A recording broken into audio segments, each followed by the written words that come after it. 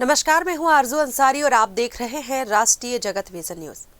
राजधानी रायपुर में petrol pump पर सिगरेट पीने से मना करने पर एक युवक ने खतरनाक हरकत करते हुए पेट्रोल नोजल पाइप में लाइटर से आग लगा दी।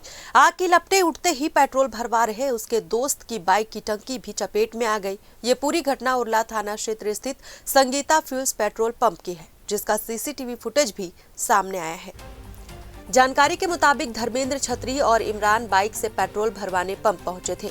इमरान बाइक पर बैठा हुआ था और धर्मेंद्र पास में खड़ा था। जैसे ही इमरान ने बाइक की टंकी खुलवाई, धर्मेंद्र ने मुंह में सिगरेट लगाकर उसे जलाने की कोशिश की। इस पर इमरान ने उसे धक्का देकर रोका। इससे नाराज होकर धर्मेंद्र ने पेट्रोल भरते समय नोजल पाइप में लाइटर से आग लगा दी। आग लगते ही नोजल पाइप और बाइक की टंकी में लपटें भड़क उठी। मौके पर मौजूद पंप कर्मियों और बाइक सवार ने तत्काल जान बचाकर दूरी बनाई। पंप कर्मी ने सूझबूझ दिखाते हुए तुरंत मेन स्विच बंद किया और पाइप को खींचकर अलग किया।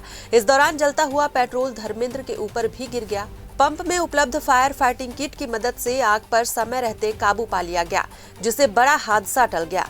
घटना के बाद आरोपी भागने की कोशिश कर रहे थे, लेकिन पंप कर्मियों ने उन्हें पकड़ लिया और पुलिस को सूचना दी।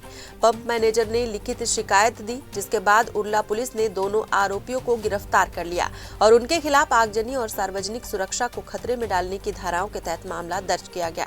दोनों आरोपियों के खिलाफ थाना उरला में अपराध क्रमांक 53/26 के तहत धारा 326(6), 287 और 125 BNS के अंतर्गत अपराध पंजीबद्ध किया गया है और पुलिस मामले की आगे की जांच कर रही है। फिलहाल इस खबर में बस इतना ही। देश प्रदेश की खबरों से अपडेटेड रहने के लिए हमारे चैनल को सब्सक्राइब करें और नए खबरों के नोटिफिकेशन के लिए बेल आइकॉन जरूर दबाएं। नमस्कार।